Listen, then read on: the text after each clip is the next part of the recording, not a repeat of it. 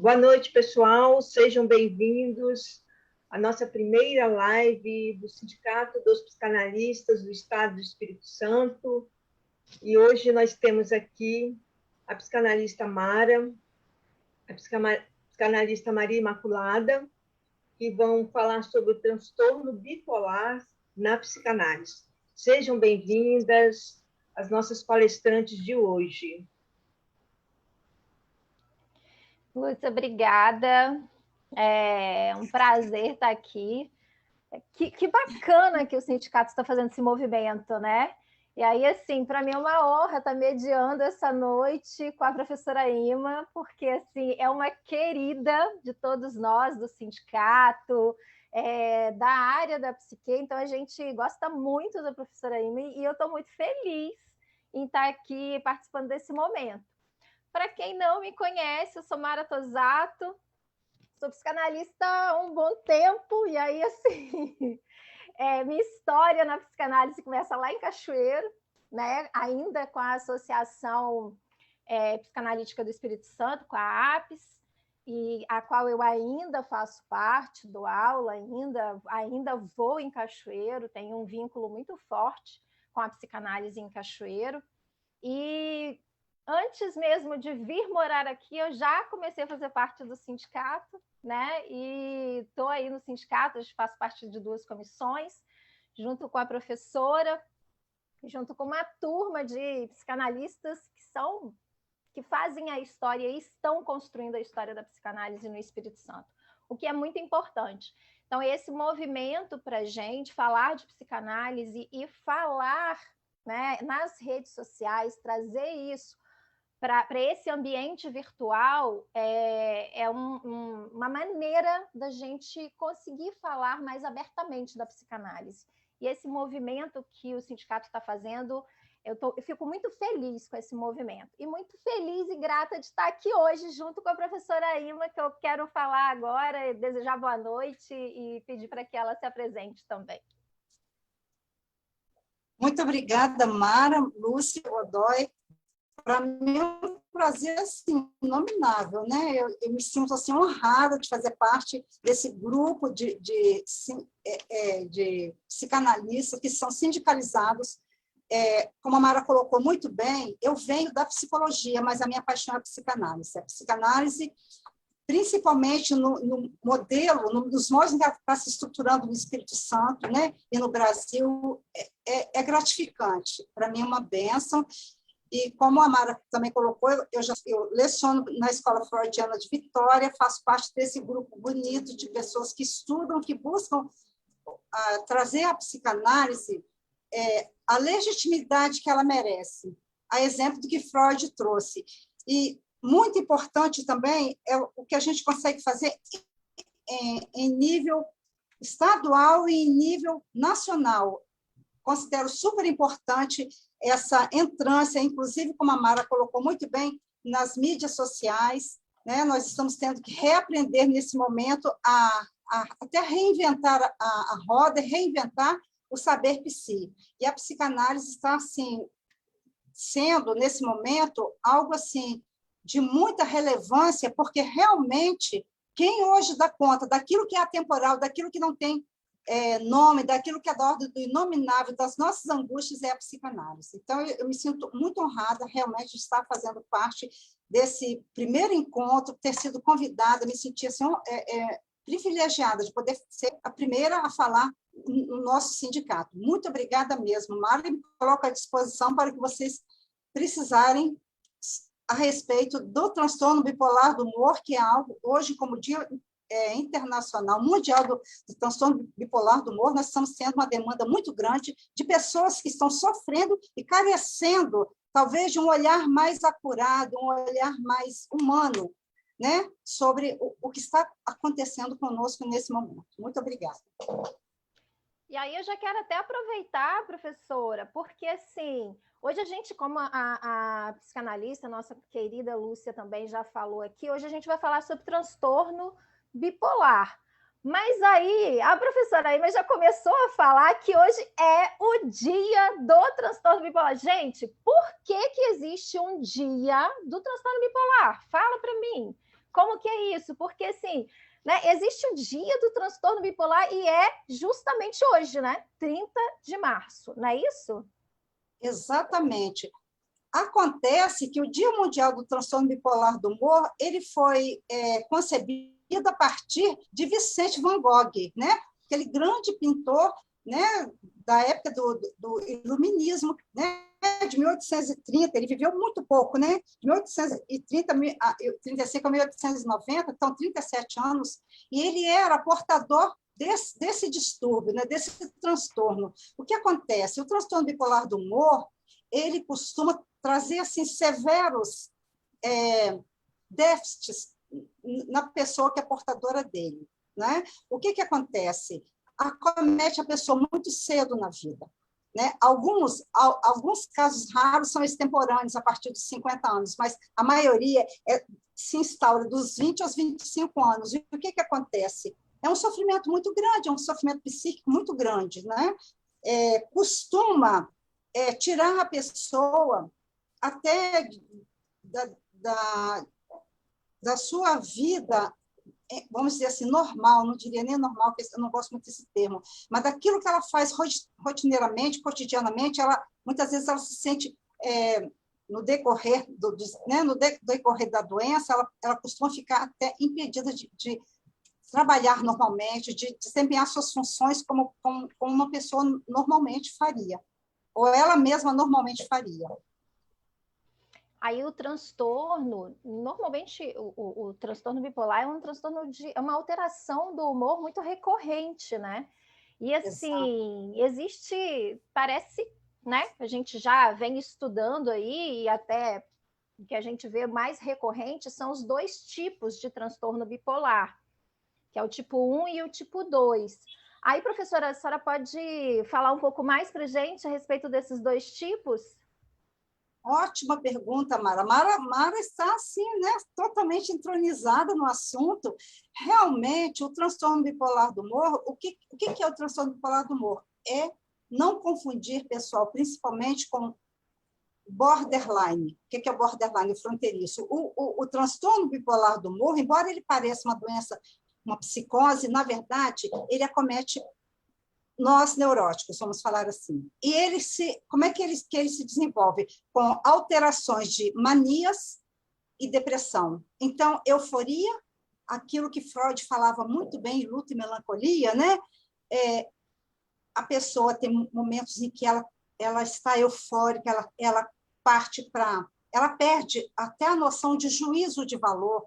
Então, os valores ficam meio que confundidos, ficam meio assim, obtusos, né? no psiquismo dela, e ela começa a gastar demais, a falar demais. Ela tem episódios de muita alegria, de muita euforia, e intercalados com momentos de tremenda e profunda depressão, episódios de depressão. Então, ela se sente uma inútil, ela se sente vazia, ela se sente indigna de ser considerada como alguém merecedor de qualquer tipo de confiança. O que acontece? Então, essa alternância, né, de mania e de depressão, isso pode levar semanas, meses. Quando isso começa a atingir a vida dela, corriqueiro, cotidiano dela, então é preciso que se faça uma intervenção multidisciplinar. O que é multidisciplinar?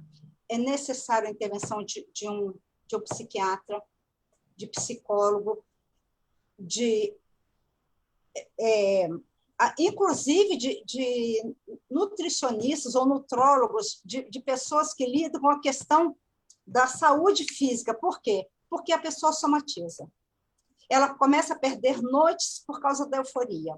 E ela começa a dormir demais por causa da depressão. Então, essas oscilações elas são extremamente danosas. A pessoa tem alteração de peso, então o desdobramento é esse, alteração de peso, a alteração do humor também, que ele fica flutuante, e isso vai ter um desdobramento muito sério no soma, no corpo. E o que acontece? Ela começa a ter algumas, principalmente a ter desdobramento de comorbidades, como como triglicerídeos alterados, colesterol alterado, porque come demais ou come de menos, dorme demais, dorme de menos, e quem não dorme se alimenta mal ou se alimenta demais compulsivamente. E justamente uma das características sérias, né, do transtorno bipolar do humor é exatamente essa flutuação toda que faz uma desordem no organismo. Inclusive, muitas vezes carece de uma endócrino, né, endocrinologista poder fazer uma avaliação melhor da situação desse sujeito, né? Estamos falando aqui agora, né, como especialistas, né, nós como psicanalistas, que podemos fazer a nossa intervenção à luz do inconsciente. Professora, pois não. Como a senhora mesmo disse, né, e a gente sabe dos dois tipos, o tipo 1, que tem aí a depressão e a euforia, e o tipo 2, que é a depressão e a hipomania, que é uma euforia menor, né, a gente pode dizer assim, mais contida, mas tem muita gente que confunde isso, né? Porque, assim, quando a gente fala, fulano acordou, né, com a cara virada hoje, deu 2 minutos depois, está sorrindo, a pessoa é bipolar, né? Tem muita gente que faz o uso coloquial, ou coloca isso de uma forma muito corriqueira. E aí a senhora trouxe para a gente a questão do border, né? Que altera, tem essa alteração, tem essa flutuação muito grande do humor. Essa questão dos dois tipos, né? Do transtorno bipolar, com as comorbidades que a senhora já colocou aqui também, existe uma relação, existe um fator que diz para mim que o transtorno pode alterar ou não, ter mais comorbidades ou não, como a senhora já bem disse, a questão, né, de várias outras doenças, mas também existe uma relação com suicídio, por exemplo, existe uma demanda maior entre homens e mulheres, é flutuante, porque pelo que eu pesquisei, o tipo 1, onde tem euforia e depressão, quando a gente fala em euforia, gente, vamos pensar, me dá um minutinho, professor, a gente pensa assim, pensa que você ganhou na loteria, sozinho. Euforia é isso, gente, é como se você tivesse ganhado na loteria todos os dias sozinho. Isso é uma euforia, você faz coisas assim, alucinado. E aí parece que o tipo 1, ele traz mais esse equilíbrio entre homens e mulheres. O tipo 2 é mais para mulher. Mas aí a senhora consegue trazer para a gente essa relação homem-mulher, a questão da comorbidade e o suicídio? Como é que é isso? Ótimo, Mara, você antecipou de uma forma magistral, amei. É isso aí, gente, ótimo que você fala. Primeiro, gente, muito importante, a borderline é uma estrutura que rompe com o real e é psicose, né? Ele fica entre o real e a fantasia, né? A Lúcia, como nossa psicanalista maior, nossa chefe, ela pode falar disso depois, se ela quiser. A gente gostaria até de, se ela for falar. Acontece o seguinte, que o transtorno bipolar, e nós temos o que a psicanálise faz? Ela pode trazer a causa, ela vai buscar a causa. Enquanto que as outras disciplinas, como a medicina, ela vai tentar ver aqui o que está acontecendo agora e tratar o quê? O que está ocorrendo no momento. Então, a depressão vai ser tratada com ansiolíticos, né, com remédios antidepressivos, alguns opiáceos, opioides, né, que podem ser muito bem utilizados. Ao contrário da euforia, que ela tem que ser tratada, muitas vezes, com lítio. O lítio é um medicamento, né, um psicofármaco, que se presta a diminuir um pouco essa euforia exagerada. Quando você fala, Mara, do tipo 1 e do tipo 2, o tipo 1 é aquela euforia, como você falou, como se ganhasse dois, que é a hipomania, ela é parecida com a mania, mas ela é um pouco mais branda. E por acaso e não por acaso, costuma dizer que nós mulheres é que somos mais, né, que tendemos mais a ter aquela euforia exagerada. Não, a mulher tem mais a hipomania. É mais prevalente no homem, ele ser um gastador compulsivo quando ele ter essas crises, né, de bipolaridade, partir, né? Aquilo é tão abissal que ele vai de um ponto a outro com muita facilidade. O homem, a mulher não. A mulher fica entre a hipomania e a depressão, mas a mulher se recupera muito mais. Isso não sou eu que estou falando. Né? O doutor Mário Lozan, que é um médico que fez, inclusive, ele é da Sociedade de Psicanálise aqui no Brasil, né, em São Paulo, mas ele fez em Würzburg, na Alemanha, ele fez um pós-doutorado na área de somatização, de psicossomática, exatamente para entender o funcionamento da mente humana e a interface com a psicanálise. Assim, a gente pesquisou sobre isso, eu acho maravilhoso a gente poder trazer isso. Ou seja, existe, sim, um lugar para a psicanálise no transtorno bipolar do humor. É muito bom que a gente tenha isso, né, como fato.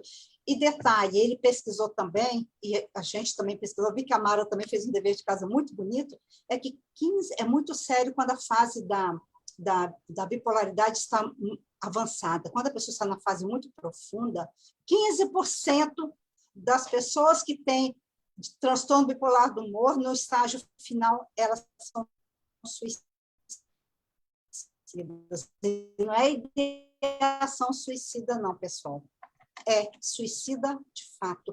15% e praticar o ato suicida. Por quê? Porque é tão assim, né? É tão abissal, é tão desproporcional. Ele vai de um ponto a outro com tanta rapidez que ele não dá conta. Então, é preciso, nesse momento, nessa fase final, que haja uma equipe interdisciplinar muito bem preparada para trabalhar com as questões, não somente as conscientes, que a psicologia trabalha, mas com as questões inconscientes, e quem dá conta disso é a psicanálise.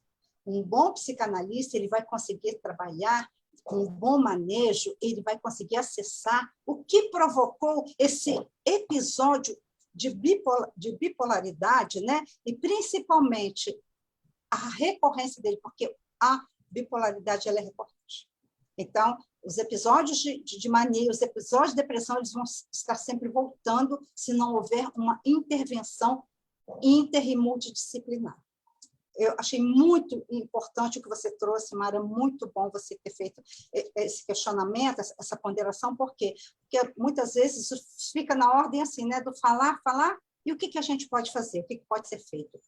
Um detalhe muito importante, pessoal, não existe cura, existe tratamento para a bipolaridade. Cura, entende-se, nós estamos falando no termo asséptico da medicina, porque, na verdade, o que a psicanálise pode fazer? Apesar de nos permitir o quê? Fazer com que a pessoa se torne, Lúcia Godoy fala isso com muita propriedade, Alberto também, né? É se tornar dono da sua própria história. Apesar de eu tenho meu distúrbio bipolar, mas eu vou conseguir ser dono da minha vida. Eu não vou projetar no outro, eu vou conseguir tratar por que eu sou um gastador compulsivo, por que eu sou um bebedor compulsivo, por que no momento da depressão eu desisto de tudo. E isso, a psicanálise, pessoal, a psicanálise, ela tem essa capacidade, por ser tão humana, né? Por ser tão humana, profundamente humana, como Salomé falava, aquela grande psicanalista que foi uma das pares de Freud, né? De Herr Dr. Sigmund Freud, é quando a gente consegue, através da nossa humanidade, conseguir resgatar esse sujeito daquele buraco, né? Daquela instância em que ele se colocou de vazio, de ausência de motivação, ou então naquele pico de euforia em que ele é capaz de tomar as decisões mais bizarras. Então, a gente... né? Uma contribuição importantíssima, Ima, e assim, o quanto a gente ainda tem dificuldade, né, para as pessoas entenderem essa questão, os familiares entenderem essa questão, e quanto é difícil quem tem esse transtorno procurar ajuda, porque ele fica aí em duas situações muito, muito diversas, né? Porque ou ele está num processo depressivo, ele está num processo de euforia, e como foi dito aqui, as mulheres normalmente procuram mais, não é? Ou eu estou equivocada, procuram mais o tratamento, procuram mais o acompanhamento, ou tem aí pelo menos é o que eu vejo na minha clínica, assim, nos meus atendimentos é quase que 100% do público feminino. A gente tem que alertar os homens aí, né? Principalmente os homens que estão assistindo a gente, os familiares de pessoas que têm homens aí que estão com algumas dessas características que a gente está falando aqui, o quanto é importante alertar, falar. Gente, a gente está falando de uma possibilidade de suicídio, a gente está falando de uma possibilidade de inviabilidade da vida, né? Porque é uma vida que ela vai ficar inviável, ela não vai ter a sua plenitude no corriqueiro. Então, assim, quanto é importante a gente falar disso, né, professora? Ótimo. Mara, você apontou agora para algo que é subnotificado. E você, quando você fala da questão do suicídio, nós estamos falando de algo que é muito maior e exatamente no público masculino. Então, o que nós podemos observar? Como não há muita notificação, porque é feio falar do suicídio, é feio para o senso comum, né? As pessoas não gostam de falar. O homem, culturalmente, ele é marcado, né? Ele tem aquela marcação de ser, ele é o macho, ele é, infelizmente, nós vivemos uma cultura extremamente machista, né? Então, ele não pode falar das dores dele. E quantos afundam no álcool, na droga, de uma forma ou de outra, ou por excesso de euforia, como a gente já colocou, que o tipo 1, que é o da mania, é mais prevalente no homem, né? E a mulher, ela consegue, como você colocou muito bem, o que a gente vê na clínica o tempo todo, né? Nós vemos o tempo todo que as mulheres buscam mais. O homem, quando ele busca, ele já está, ou ele realmente buscou porque alguém o exigiu, ou porque ele já está realmente assim, no fundo do poço. E o que acontece? É preciso a gente ter um olhar mais acurado, principalmente quando ele nos busca e quando eles chegam... Isso eu não sei se acontece com vocês, mas comigo acontece muito isso. Quando eles me buscam, eles já chegam naquela posição de derrota, né? Ou melhor, de uma profunda inutilidade, eles se sentem inúteis. Eu sou uma droga, eu não sirvo para minha família. Então, o que é isso? São as pressões da sociedade, é o superego, é aquela cobrança que vem e que, dependendo da estrutura familiar que ele tem, de onde ele foi criado, será como Lúcia fala com muita lindezamente, eu tenho que usar essa neologia, Lúcia, quando você fala assim, tem que ter borda, você tem que ter amparo. Então, muitas vezes, ele vem totalmente desamparado, né? Porque é muito fácil você jogar, você mitigar nele toda a motivação que você colocou muito bem, Mara, a motivação que ele precisa para viver. Então, ele se sente um lixo, ele se sente uma droga. E o que acontece? Nossa sociedade não está preparada para o acolhimento. Então, o que acontece? Muitas vezes, quando ele vem para a psicanálise, né, para um espaço analítico, é porque ele já foi dito para ele não em muitos outros quadrantes, em muitos outros ambientes. E é bom que a gente faça esse link, essa ponte entre a psicanálise, a psicologia, a medicina. E o nosso sindicato tem feito isso de uma forma, está começando a fazer de uma forma muito bonita, graças a Deus, né? Nosso sindicato está com uma cara nova, né? Está assim, se fortalecendo de uma forma assim, humana, e principalmente colocando o psi no lugar que ele merece, porque, na verdade, nós somos muito mais inconscientes. Como a gente faz coisas que a gente não sabe por que fez, está fazendo, está repetindo.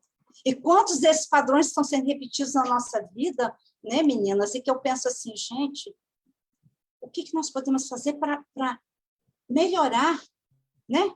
Começando com essa live de hoje, o que é o transtorno bipolar do humor? As pessoas ouvem falar e já começam a confundir tudo, já pensam que transtorno bipolar do humor não tem solução, não é por aí, gente. Existe muita possibilidade. E a psicanálise pode ser uma aliada importantíssima, porque quando ela vai, como arqueóloga da alma, vai lá no inconsciente trazer ao conteúdo manifesto dessa pessoa que está sofrendo, o que motivou esses picos de euforia alternados com picos de depressão, você pode fazer com que ela se sinta motivada a sair desse dessa desistência, que é uma desistência, na verdade, o transtorno bipolar do humor, nas fases finais, a pessoa é como se tivesse desistido. Tanto assim que pode culminar com o suicídio. E é preciso que a gente faça, né, uma força-tarefa bonita de poder falar assim, não, basta de tanto sofrimento, basta de tanta dor, o que nós podemos fazer?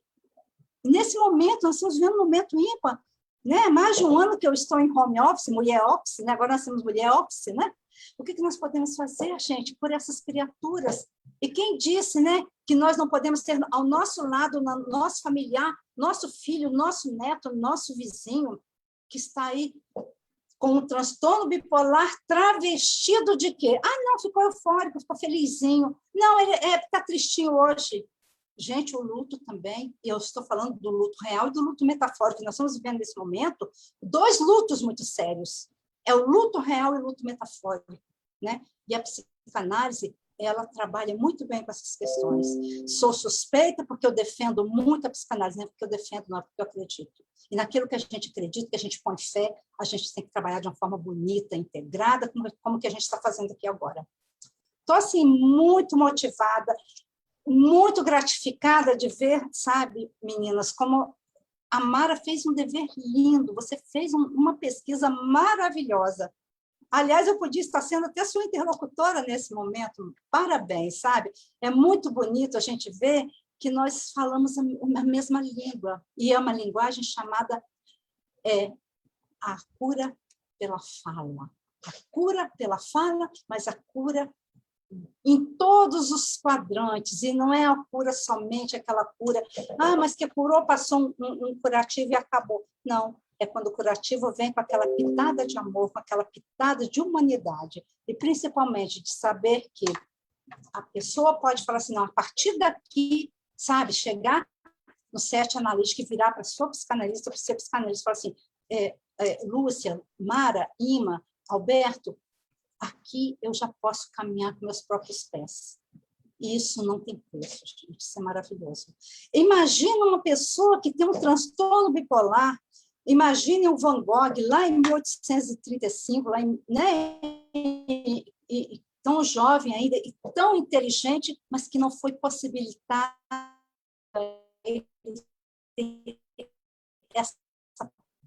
essa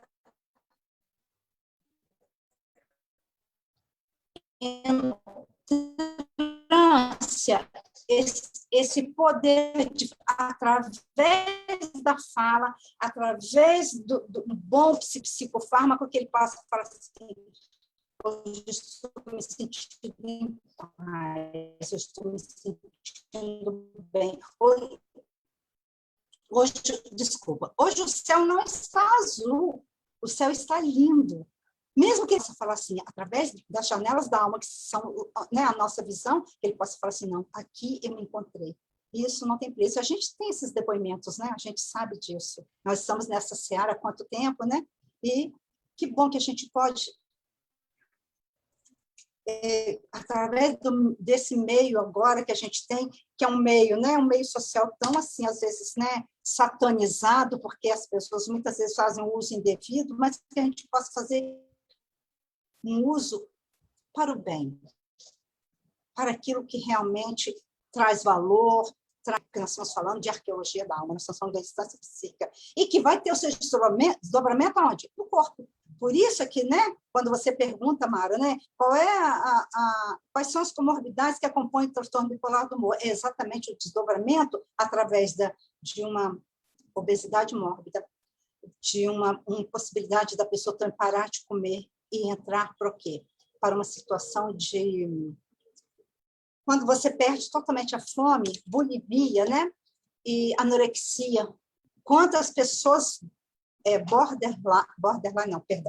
que não são borderline e que têm distúrbio bipolar do humor que culminam com uma anorexia nervosa. Porque ela trava. Então, ela somatizou, o que ela faz? Ela vai travar. E ela trava, exemplo das histéricas, né? O que acontece? Ela tem uma conversão histérica, através das histéricas e dos histéricos, vamos combinar, né? E ela pode ter uma neurose de conversão e, a partir daí, ela não comer mais.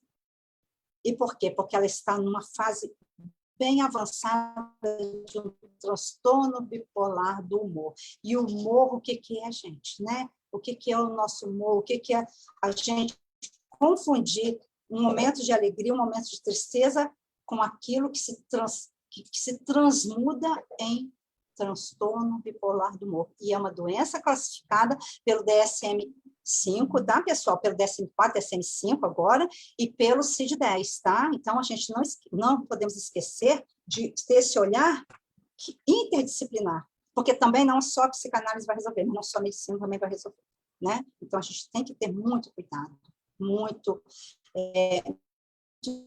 zelo, né? E principalmente, vamos dizer assim, o critério e a ética de pensar até onde eu posso ir. Mas não quer dizer que eu vou abandonar o meu paciente. Não, ele vai estar com o psiquiatra, mas ele pode estar comigo também. Quem disse que não, né? Isso é bom que a gente coloque também em nossas falas, quando a gente tiver oportunizado a gente poder falar, é que as pessoas às vezes confundem. Se você está no psicanalista, você não precisa de mais nada. Se você está no psicólogo, não é por aí, né? Existem situações e situações. Há situações em que a demanda do psicanalista é ótima, mas existem situações em que a medicina é ótima. Tem situações que o psiquiatra dá conta, mas não só. Então, você tem que avançar por águas mais profundas, principalmente quando nós estamos falando de se existe um dia mundial do transtorno bipolar, porque ele existe no mundo todo. E a gente pesquisou, né, Mara? A gente andou escarafunchando por aí e a gente observou. No Brasil, muito subnotificado, mas já existe um dia mundial para isso. Por quê? Porque existe pesquisa nessa área, existe estudo e existe o quê? Sucesso em tratamentos com pessoas que são portadoras do transtorno bipolar do humor. E quem disse que nós podemos dizer com 100% de certeza, eu nunca vou entrar numa fase dessa? É uma temeridade, né? Vamos pensar em lutos. O que são lutos, né? Você gostaria de fazer mais algum posicionamento, alguma ponderação, Mara? Eu acredito que a senhora foi esplêndida, falou aí, já passou pelos tratamentos, já falou, né, o que a gente teria de dúvida a respeito do transtorno bipolar. Aí, Lúcia está aqui com a gente, né? Eu gostaria, Lúcia, se vocês duas, né, concordarem, claro. Eu vou fazer minhas considerações finais, passo as considerações finais para a professora Ima, e aí a Lúcia encerra. Pode ser assim, Lúcia? Claro.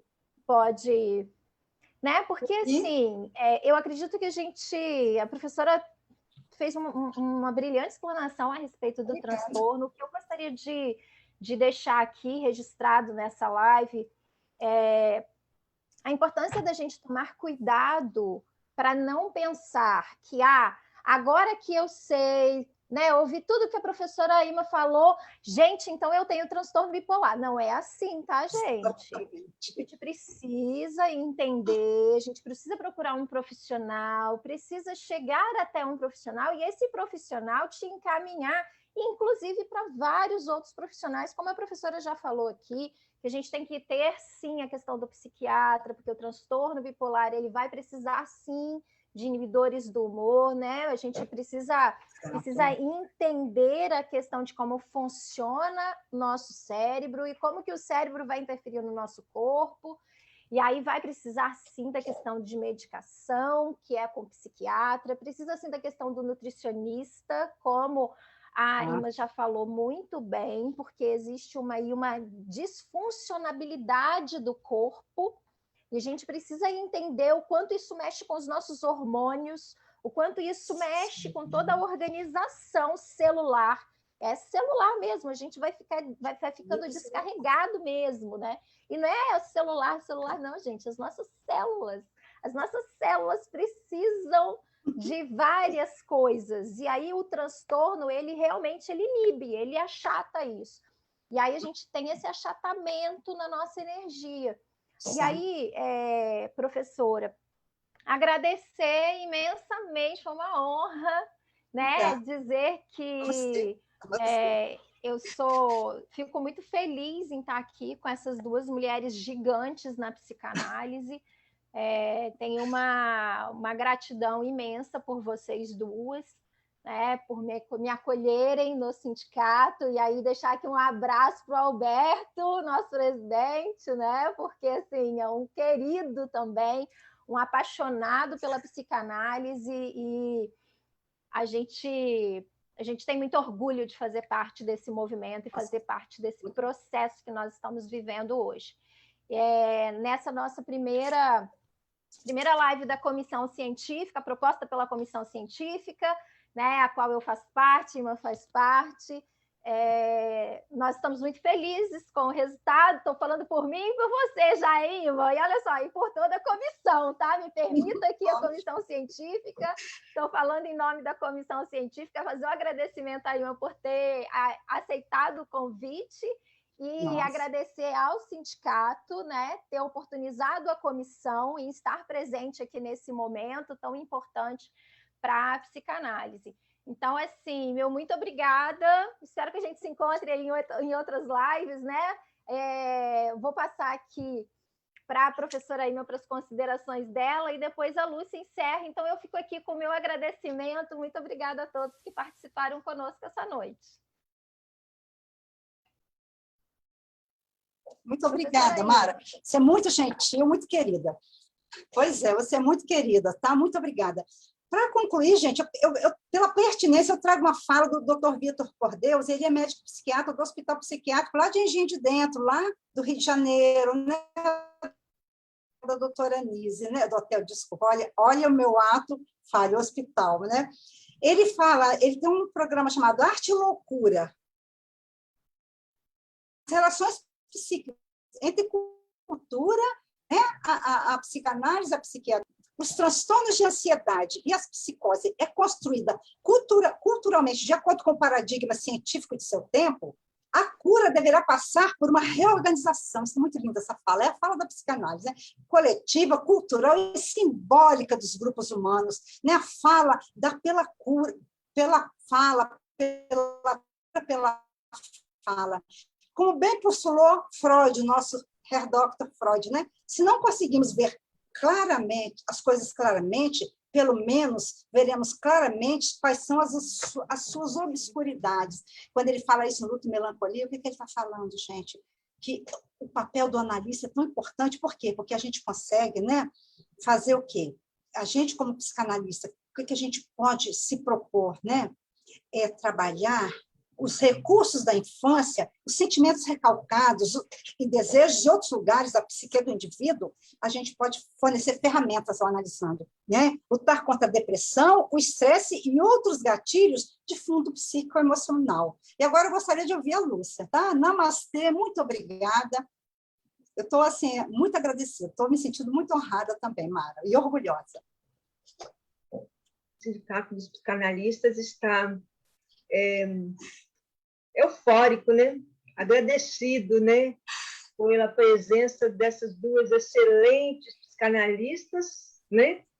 E, além disso, que fazem parte da nova diretoria, né? Que assumiu agora em janeiro de 2021, né? A turma nova que entrou agora, de psicanalistas novos e de psicanalistas já de uma jornada, né? Grande de experiência.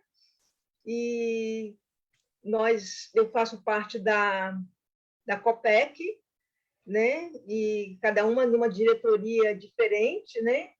Mas a diretoria do sindicato, o Alberto, nosso presidente, né? Que hoje ele não pôde estar aqui, mas ele agradece a presença de todos, agradece profundamente, né? De coração, a Mara e a professora Maria Imaculada, que falaram, né, sobre o tema com uma grandeza, né, tão grande, com uma clareza, né, tão grande que não temos nem assim o que questionar. Só agradecer, agradecer, agradecer e agradecer. Tá bom, gente? Então, por essa noite, nós finalizamos, né? Para os telespectadores que estão nos assistindo, agradecemos a presença de todos e agradecemos as nossas duas palestrantes, tá? Boa noite a todos. Boa noite.